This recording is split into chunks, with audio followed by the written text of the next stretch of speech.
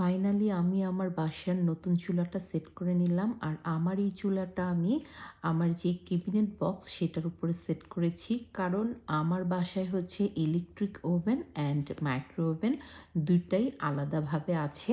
তাই চুলার সাথে যে সেট করা ওভেনগুলো থাকে মানে ওভেন টাইপ চুলাগুলো সেগুলো ছাড়াই আমি এই চুলাটা এনেছি। তো আমরা নারীরা হচ্ছি সংসার সাজাতে খুবই পছন্দ করি। আর জন্মগতভাবেই হচ্ছে নারীরা তার সংসারটাকে সাজিয়ে গুছিয়ে রাখতে খুব পছন্দ করে। তো আমাদের নারীদের কাছে সংসার মানে অন্যরকম আবেগ আর ইমোশনালের একটা জায়গা। তো আমি এই চুলাটা সেট করার পরে হচ্ছে চুলার আশেপাশে যত পুরনো জিনিস ছিল সব ফেলে আমি একেবারে সব কিছু নতুন দিয়েছি।